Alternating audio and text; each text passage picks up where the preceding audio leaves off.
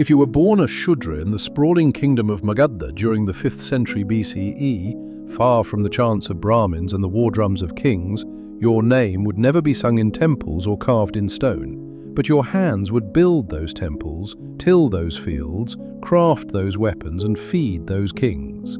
You wouldn't wear sacred threads, nor sit in council, but every brick that held the kingdom upright would be placed by someone like you. You were born not to be remembered, but to make everything else possible. If you were born in Magadha, around the time when King Ajatashatru ruled from the fortified hills of Rajagriha, and your father was a farm labourer or a potter or a brickmaker, then your place in the world was decided the moment you took your first breath. You belonged to the Shudras, not slaves, but not landowners either, not untouchables, but not allowed to sit beside the Brahmins. You were the hand of society, not its voice. You were born in a small hut made of packed mud and straw, with no name written in a sacred text, no Vedic priest reciting mantras. Your name was given by your grandmother, something simple, earthy, like bola or chikka. There was no horoscope to read, no fire altar lit at your birth, just oil rubbed on your body by your mother, and the smell of wet clay as the monsoon crept into the fields. You didn't go to a school. The gurukuls were for the twice-born, Brahmins, Kshatriyas and Vaishyas. But that didn't mean you didn't learn. By the time you were 5, you knew how to collect dung cakes, how to fetch water from the stepwell, and how to read the sky for rain. If your father worked with the potter's wheel, you helped spin it with your tiny hands. If he was a labourer, you followed him to the brick kiln, watching how he mixed straw into the clay. If your mother ground grain, you helped with the winnowing, throwing the husks into the wind while she sang songs that her mother had sung before her. Your day began before the sun did. You'd be shaken awake while it was still dark. A splash of cold water on your face, a smear of ash on your forehead, and off you'd go, either to the fields or to the town's edge to gather wood. Your only playtime was during festival days, and even then, it wasn't rest. You danced in the Vasantotsava in spring, smeared turmeric on the village bull, or helped carry garlands to the shrine of the local goddess. You weren't allowed inside the fire altars where the Brahmins chanted, but you watched from the edge, wide-eyed, as the flames rose and the drums echoed through the trees. During the monsoons, you didn't play in puddles. You helped dig the ditches that drained the water from the fields. You were barefoot almost always, except during the winter festival when someone lent you a pair of torn sandals for the temple procession. If you fell ill, your mother rubbed neem on your chest and the village midwife chanted a mantra over your head. There were no physicians for your caste, just herbs, prayers and time. Sometimes you caught a glimpse of the royal road. Elephants passed by and chariots with canopies, and once you even saw a golden parasol, the sign of royalty. You stood with a basket of cow dung in your hand, staring at a world that had nothing to do with yours. But you weren't angry. You were too busy. You were needed. Every wall, every pot, every road, every meal, someone like you made it. At night, your mother told you stories of great kings and forest spirits, and of a man called Siddhartha who left his palace to become a monk.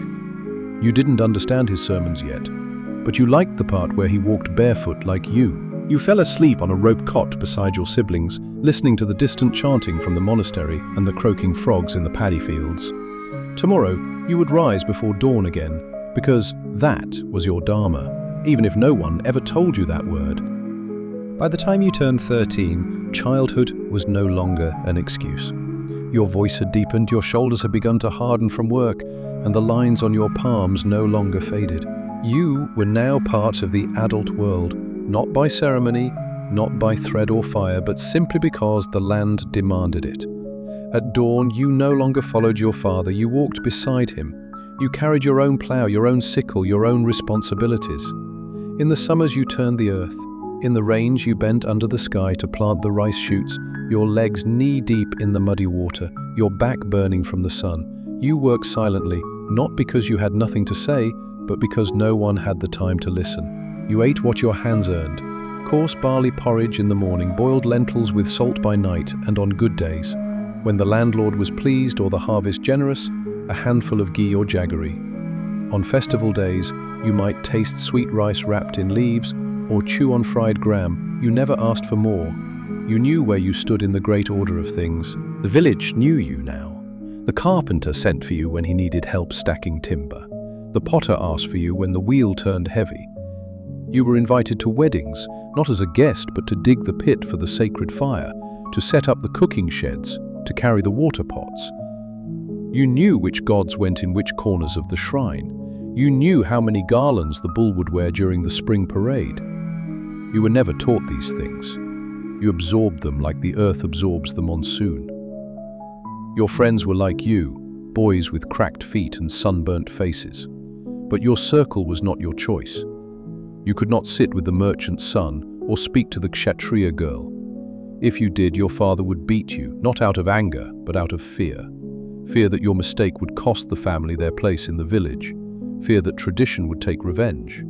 At 17, your marriage was arranged, not through astrologers or scrolls, but through quiet talk between two mothers at the riverbank. Your bride came from the next village. You saw her for the first time the day before the wedding, standing by the banana trees, eyes lowered, face half covered with turmeric and fear.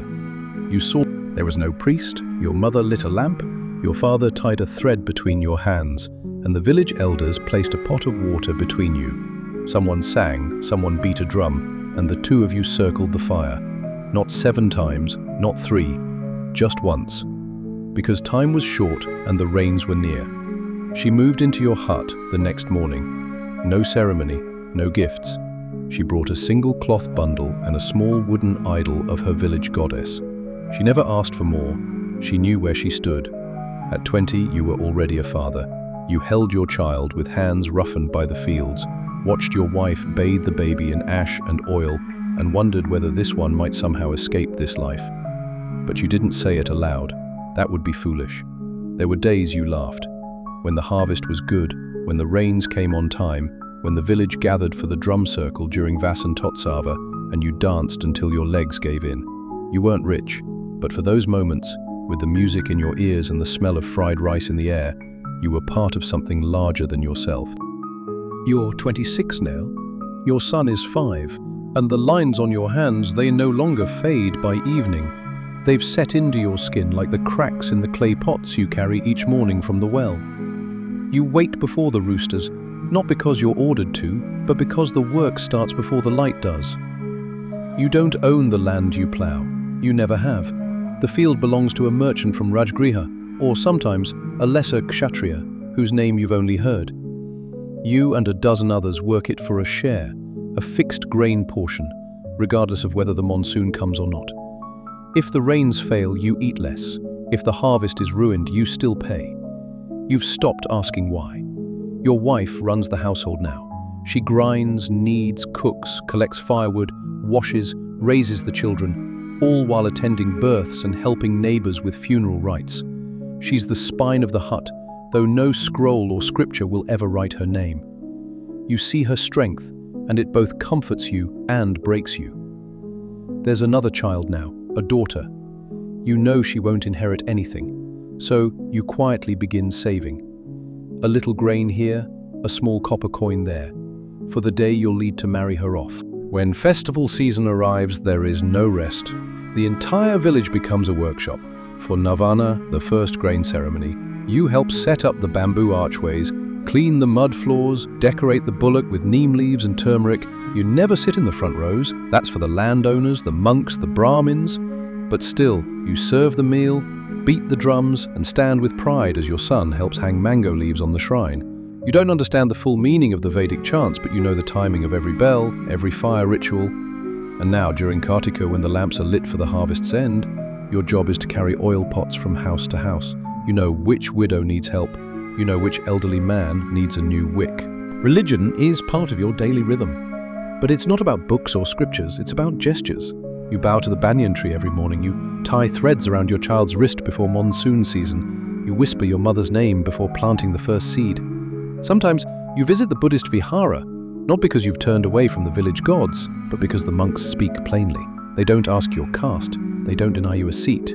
They talk of suffering, and that feels honest.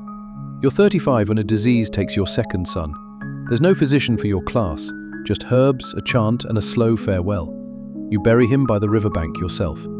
That night, your wife doesn't speak. She just sits beside the lamp and braids dried flowers in silence. You carry on, because there's no other choice. By the time you're 40, you're no longer the one asked to run. That job falls to the younger men. But when there's a wedding, when a new house is built, when the bull needs to be purified, they come to you for advice, for blessing, for memory. You've now become a part of the village's voice, not its song, but its echo. You remember what came before.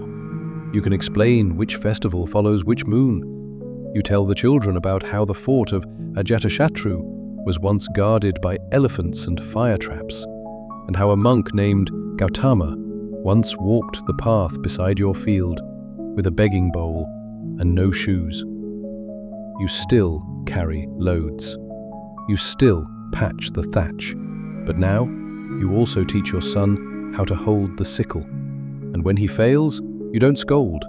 You smile, because you remember how hard it was, and still is. You're 53 now. Your legs ache in the cold. Your hands tremble in the morning. The calluses on your palms are still there, but the strength beneath them has thinned.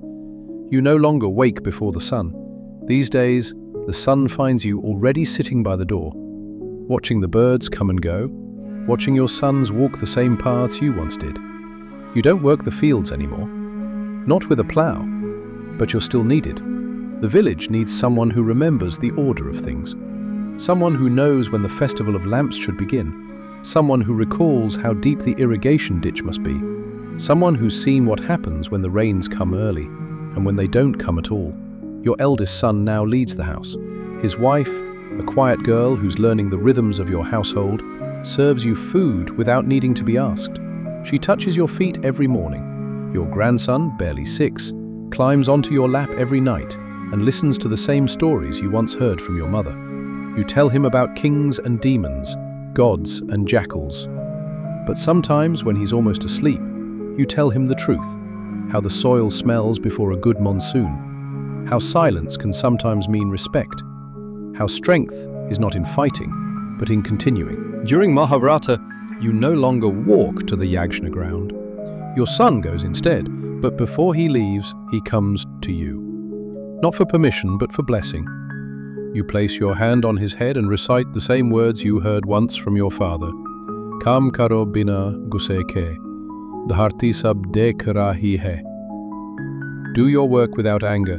The earth is always watching. In the spring festivals, you no longer dance, but you sit near the bonfire, smiling faintly as the youth paint each other with colors. You remember when you did the same. You remember who danced with you. Some are gone now. Some became ashes near the river bend. You've lit more pyres than you ever thought you would.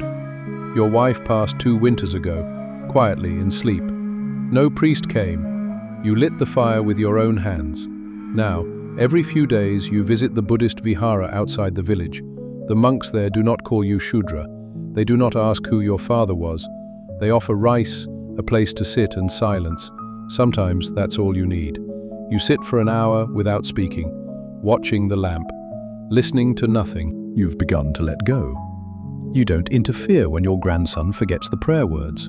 You don't scold your son when he offers less grain to the temple. You've seen too many seasons. You know now that the river always bends, even when it flows straight. Your legacy is not in scriptures or scrolls. It's in the rows of millet you taught your sons to plant straight, in the corner of the hut where your wife's idol still stands, in the stories your grandson repeats with pride. You are not famous. No bard will sing your name. No king will carve you in stone. But in this land of Magadha, under these red skies, with your bare feet on cracked earth, you were never just a Shudra. You were the foundation.